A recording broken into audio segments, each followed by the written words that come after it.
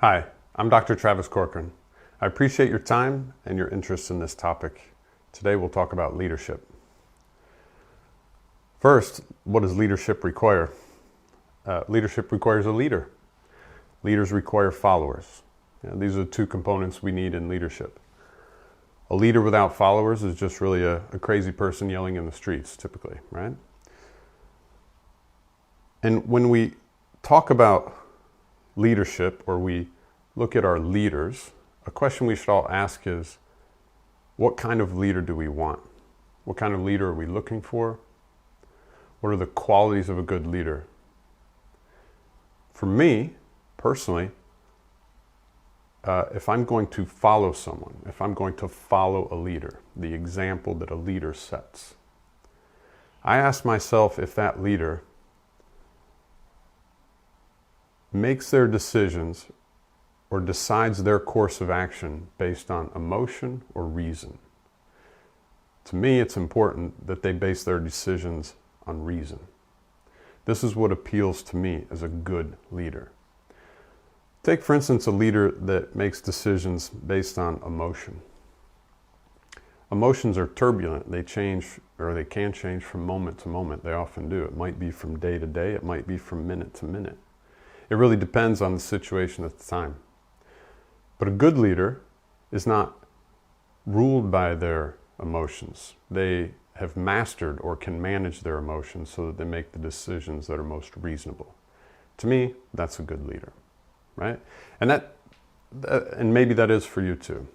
So what I want to talk about next, and that's for me, but let's just distinguish first, a leader is someone with followers. And for me personally, a good leader is one that makes their decisions based on reasoning. To put this in contrast, not all leaders do that. That doesn't mean that they're not leaders. They're just a different kind, or not the kind that I might follow, and maybe not the kind that you would. There are other types of, I won't say leaders, but there is another sort of person that appears to be a leader. These are rulers. A distinction between the two is that leaders often, or almost always, when they can, they tell you the truth if they know it. And they want to lead you in that way because it's freeing for you. So while leaders often tell the truth, rulers often tell lies. And one of the first lies or deceptions that a ruler will try to sell you is that they themselves are a leader and that you're free to stop following them. However, if any of you followed some of these people and then you followed someone else instead and you've got a bad reaction, you know that that person had more of a ruler mindset than an actual leader mindset. So I just wanted to go over a small, how can I say it? A little graphic that I use that's going to determine what's best. And this is how I make my decisions. So we talked about a leader, and we want to make the distinction between a leader and a ruler. And as I said, for me, just my opinion, I'm looking for a leader that appeals to reason, and not one that appeals to emotion. This is because a leader that appeals to reason is stable. They're not turbulent. Their mind doesn't change radically from day to day, moment to moment, year to year, or minute to minute. But when it's based on reason, it's stable, it's trustworthy, and I have confidence in this leader. It's easy to follow them. And because they're a leader, and they typically support freedom, I'm free to leave and follow a new leader. On the other hand, with rulers, we are not free. That's the distinguishing characteristic between a leader and a ruler. With rulers, you're not free to, or it's very difficult. They make it difficult for you to leave or to follow someone else. In fact, many rulers, they don't see their followers as followers. They see them as subjects, right? There's nothing wrong with being a follower. Many of you watching this video are both a leader and a follower. There are thought leaders that you follow. Maybe you're a thought leader, or you're a leader in healthcare, a leader in your other profession, I don't know. But there's no shame in being a follower. However, it is a very unenvious position to be a subject, especially of a ruler. So the distinction I want to make, and I hope this makes it easier, and that is to look at what the best situation is here. Because we can have a leader or a ruler. Either the leader or the ruler can appeal to reason. Either one could appeal to emotion. The most ideal situation for me is the leader who appeals to reason. In this case, I have both freedom and it appeals to common sense.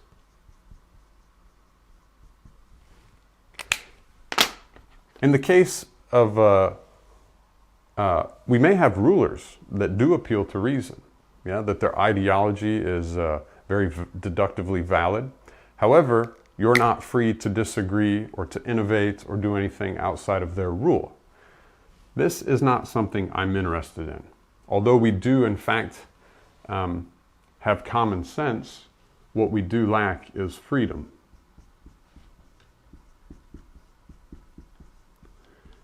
In the case of a leader, which is great, I have the freedom to follow someone else, the freedom to leave.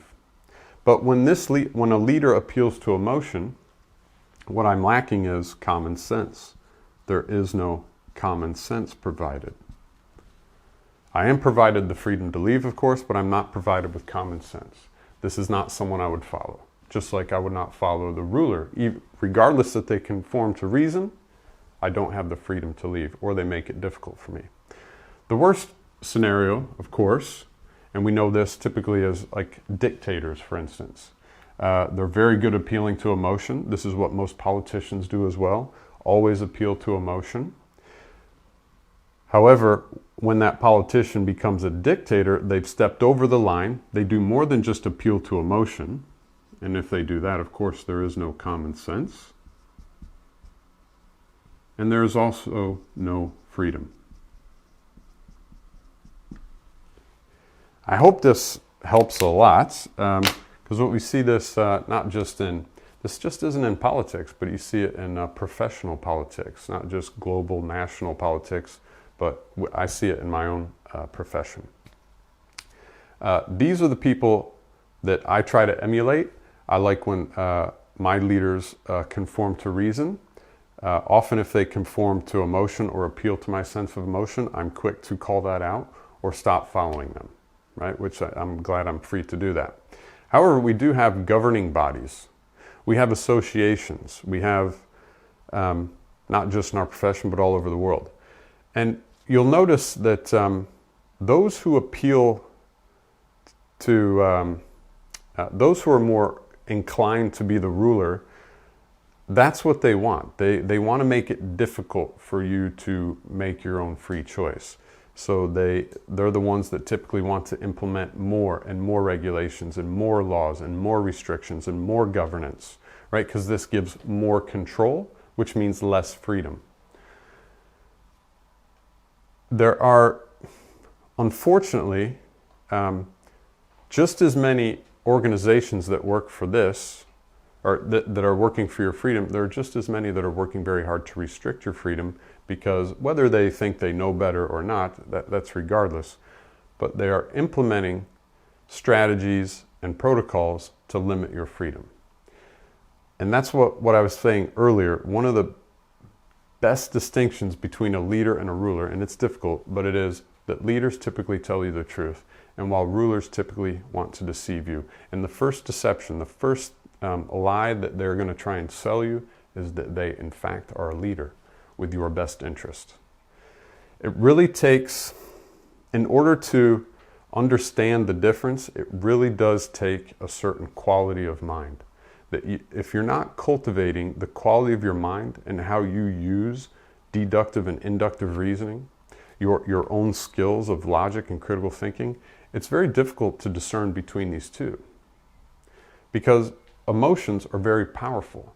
This is particularly why politicians or rulers who disguise themselves as leaders often appeal to this. because it's very difficult to resist.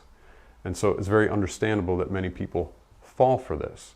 The only way to not become a victim of this is to take some sort of intellectual responsibility, to cultivate your own mind, not to be dependent on either of these.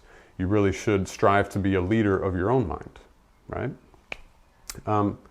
I hope this is clear. Now, a lot of people often ask, like, well, what do you mean by reasoning? So many people, their emotions are so strong that they conflate the two terms, the difference between reason and emotion, or thinking and feeling. To make that a little more clear, let's just say, with no ill respect to either of these, emotions are equally important. However, emotions are very passive or reactive. There isn't much thinking you have to do. They're quite automatic. Whatever the situation is, you're going to react with an emotion. That's good. That's what we're supposed to do. Think of it like a thermometer. It's indicating your relationship with the environment, right? So this is passive, or we could say reactive. You don't really have to think about it or initiate it, unlike reasoning, which is active. You must engage your mind to perform reason. It is not something that just happens automatically, like emotions, which are great. However, just as this may be the thermometer indicating your relationship with the environment, reasoning is the thermostat. This is where you would go to have an influence on that. And this is, instead of being more reactive, this is more responsive. I hope this is easy to understand and clear for all of you. Where I see this now currently in my profession is there's, in healthcare in general, there's a big move towards, say, evidence-based care, evidence-based medicine, evidence-based practice. And while evidence is great and all, evidence is not reasoning. Reasoning, in fact, is the second of the first three classical liberal arts. And those are, if you've never heard of these, I'll just go through them real quick. It is simply knowledge, understanding, and wisdom.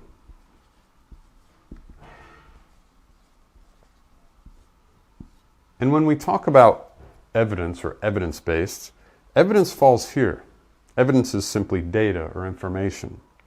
And evidence, while it's great and everything, it would be a huge mistake, or it is a huge mistake, to base things on evidence. See, evidence changes all the time. See, once there was a time when the geocentric model of our solar system, right, that was the science at the time. Science, which is Latin, comes from Latin "sciare," to know, knowledge. Knowledge, science, data, evidence. This all falls under here. And a lot of people used to say knowledge is power, but we don't say that anymore because we know that's not true. Knowledge may be correct or incorrect. And science may be correct or incorrect. Science is knowledge, right? So it's good to have knowledge. However, it makes for a horrible base because, as we know now, the geocentric model is untrue or incorrect. It's the heliocentric model, right? The sun is at the center of the solar system and we go around it, not the other way around, right? So science is always changing, right? And our knowledge is always changing. It's always improving. And because it's always improving, or should be, in the good hands of good researchers, it should be, it is a grave mistake to make this the base or the foundation of any practice, especially clinical practice, because it's always changing. However, understanding or logic or reasoning, the processing of knowledge, this is stable. This makes for an incredible base. Reason-based practice, logic-based practice, logic-based clinical decisions. This is something that we should be basing it on. Supported by evidence I hope everyone sees, if you were to build a home, you would never build it on a shaky, shifting foundation. That is a horrible base. This is what this is doing all the time. Knowledge is not power. Understanding what you know, that in fact is power. Being able to communicate it with good rhetoric, wisdom. The wisdom is really the expression of what you know and understand. This isn't power, this is influence. And this is something that our rulers often use. Or anyone appealing to emotion. What they'll do is replace logic with emotion, basically bypassing the processor of the computer and just getting a beautiful outcome that really appeals to you aesthetically, right? So, but to me, this is real power. Knowledge is not power. Understanding what you know is power. And this makes for a much better base for any healthcare practice or any scientific practice for that matter. And then here, of course, is not power, but influence. And this is ultimately what most politicians or rulers are seeking. They're seeking influence. A true scholar or a true clinician who cares about their clients and their patient base is not seeking influence, but they're seeking what's best for their clients. And what's best for their clients is something that conforms to reason, not what conforms to the most current or recent evidence. So this brings me to really my last point. And I hope that, I know this is in short. Normally I spend 2 to 3 hours talking about this, especially the first 3 liberal arts. It's really important that we do understand how our mind works, right? And this is exactly how it works from the moment you're a child. I'll talk about it just briefly.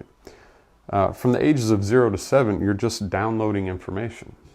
Once there's a sufficient database or a significant amount of enough knowledge, the child is going to begin to ask questions about that knowledge. One of the best examples I always give is around the age of 7 to 9, the child begins to ask about Santa Claus, right? They have all sorts of knowledge that this man comes down the chimney, he gives gifts. By the way, all that knowledge is incorrect. It would be horrible for him to base everything on that. Even though he has evidence, he sees the child sees the gifts under the tree, the milk and cookies that has been set out the night before has been eaten. There's plenty of evidence. But that makes for a horrible base. It's better to conform to reason. The child gets enough data, they begin to ask about all the things they know. For instance, with our example with Santa Claus, the child may ask, they begin to wonder, how does this one man go from home to home, all in one night, visit every child's home and deliver presents? It seems almost impossible. They begin to ask questions. They want to understand what they know. The very next stage, after about another 7 years, you'll notice that the child is in high school, right? They're in the 14, 15, around that age, anywhere from 13 to 16, really. And for anyone that has children, or especially teenagers, you know that now they want to express all the knowledge and understanding. They want to share with their parents all that they know, which can be very frustrating for the parents, especially if they're in disagreement, right? This is why we call it a sophomore, right? The wise fool. They're very young, but they have acquired some knowledge and understanding. And of course, they're convinced it's all true. Some of it may be, of course. But that's just a little bit about these first 3 liberal arts. Very important to understand how these work, especially logic. Deductive and inductive reasoning are just as systematic, reliable, and repeatable as arithmetic, right? Many people consider themselves very logical. However, they don't even know the 5 operators of logic: conditional, biconditional, conjunction, disjunction, and negation. But many people, almost no one disputes what the operators for arithmetic are, right? Subtraction, addition, division, multiplication. You must know what those are in order to be somewhat conversant in mathematics or say you're a mathematician. But how many people say, oh, I'm so logical, I'm very reasonable, yet they don't even know the 5 operators of logic, right? It's a belief system, right? Which is actually emotion. It's emotion disguised as logic, right? Unfortunately, this is what many in the evidence-based community do, and I'm nothing against evidence. Again, I love evidence and I love research. I would just never build my home on it. I would never make my decisions based on it. I make my decisions based on reasoning, something that is systematic, stable, reliable, repeatable, right? So I hope that's enough of that. There's just one last thing. I want to give an example of why these make good leaders. Unfortunately, in my profession right now, many of the leaders are conforming to this, the thing that changes, evidence, knowledge. And it's become very discomforting right now. They may have the best of intentions, so this is not a remark against them. In fact, it's one that I hope helps or supports them. But more importantly for you, the viewers of this video, I hope that you're empowered to know the difference and that you begin to look for leaders. That doesn't mean that these people don't deserve your respect. However, they are not in a good position to lead or to rule. I can best describe this with an example. Currently in our profession, or in my profession, there's a big push for these people to be the arbiters of truth, like the leaders, the rulers, if you will. And it's almost just like a, how do I say this? Researchers provide evidence, and that might explain why there's such a demand for evidence. That comes from researchers. Researchers demand more evidence. Why? Because researchers are the ones providing the evidence. It's very similar to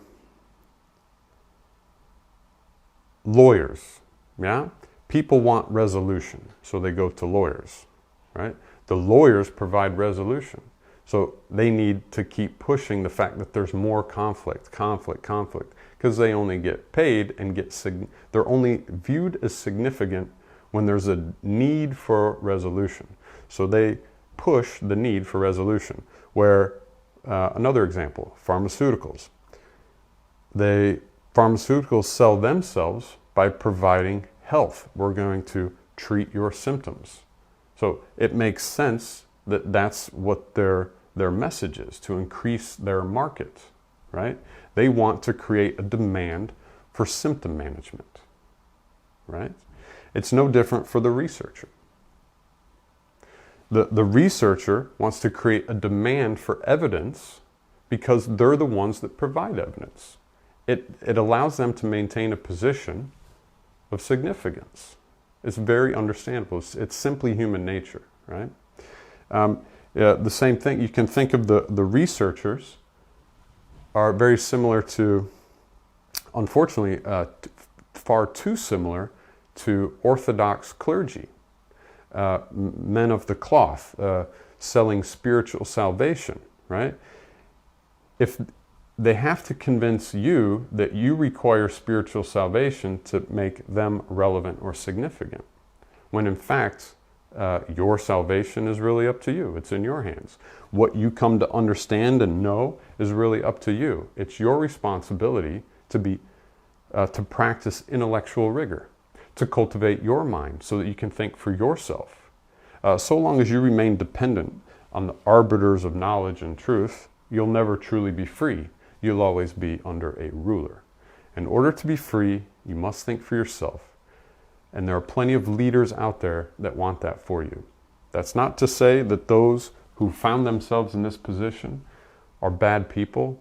They may have gotten there for whatever reason. And hopefully they sort that out. And hopefully you guys get yourselves sorted out. Hopefully this has been of value. And if you have any questions, I'm always easy to contact, especially with students in university. I know students are in a very precarious position. They sit in the middle of some conflict between these two sides, trying to distinguish the difference and where they should give their allegiances. And what I would suggest is that you first give allegiance to yourself, to your own mind. There is a way to cultivate it. That's what I typically teach, and that goes through this very repeatable, systematic, reliable process.